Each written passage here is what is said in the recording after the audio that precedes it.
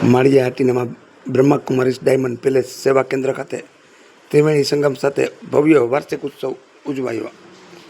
માતૃ દિવસની ઉજવણી સાથે 33 વર્ષ પૂર્ણ થતાં તે નિમિત્તે કેક કટિંગ કરી આંતરરાષ્ટ્રીય ગાયક કલાકાર બ્રહ્માકુમારી યુગરત્નભાઈની સંગીત સંધ્યાએ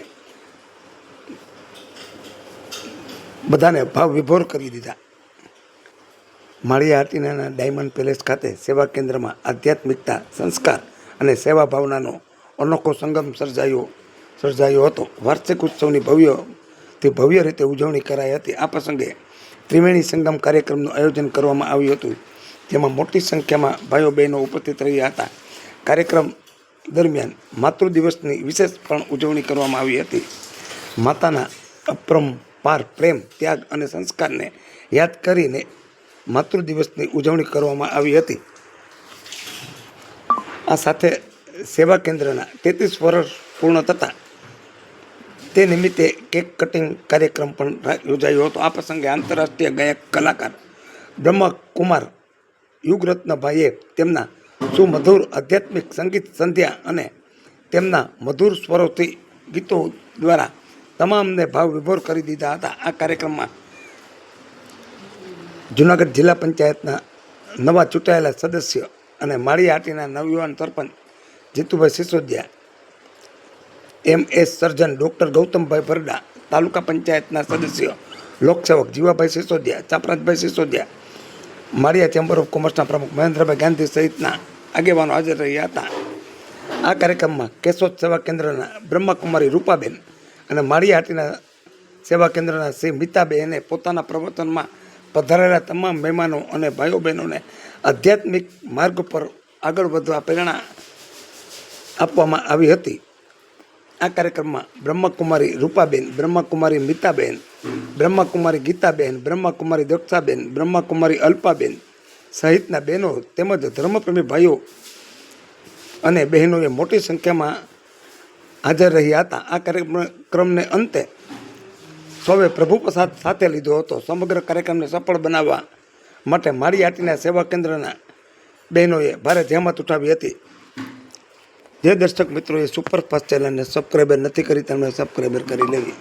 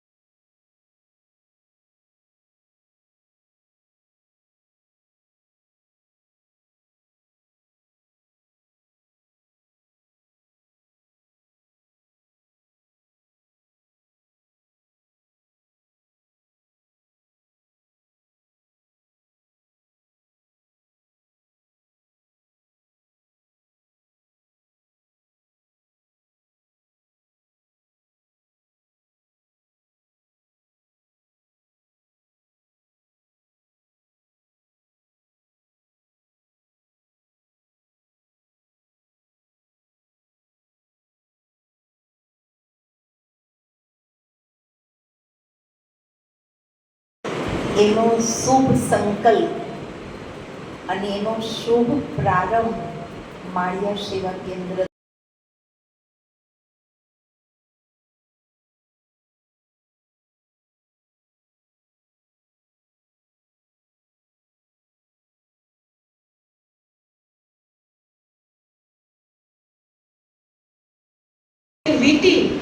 આ ચોથા બાળક જે રાજા હતો એને ભેટ આપીને જાય છે. એ વીંટી એ ટાઈપની બનેલી હતી કે એને ખોલી શકાય, ઉપરનો જે ભાગ હોય એ, જેમ આપણે લોકેટ પહેરતા કે એને ખોલી શકતા એવી ટાઈપ. અને ઘણા મદાલસાના મૃત્યુ પછી ઘણા વર્ષ પછી એમણે વીંટીને ખોલી તો અંદરથી એક લખેલી ચિઠ્ઠી નીકળી. ત્યારે મદાલસા કહે છે કે કંઈ વાંધો નહીં, હવે પછીનું આપણું જે બાળક હશે એ રાજા બનશે. અને પછી જે એને ચોથો પુત્ર થયો એને રાજધર્મ અને આત્મધર્મ આ બંનેનું સંતુલન રાખીને રાજ્ય કેમ સંભાળવું એ એને ने इनको ढूंढ करके और इस पूरे विश्व में वो ज्ञान की गंगाएं बहाई है. तो हम बात कर रहे थे कि ज्ञान क्या है, उस ज्ञान को कैसे इस सृष्टि पर वो ज्ञान हम और वो उस ज्ञान को सुन करके कैसे हम सबका जीवन बदल रहा है. यहाँ पर इतने लाखों आत्माओं का अनुभव है. उस अनुभव को एक बहुत सुंदर गीत के साथ में आपके बीच रखेंगे कि परमात्मा कैसे सिखाते हैं हम सबको कि कैसे जीवन जिया जाता है. एक बहुत सुंदर गीत है और इस गीत के में उस अनुभव को हम सभी करें.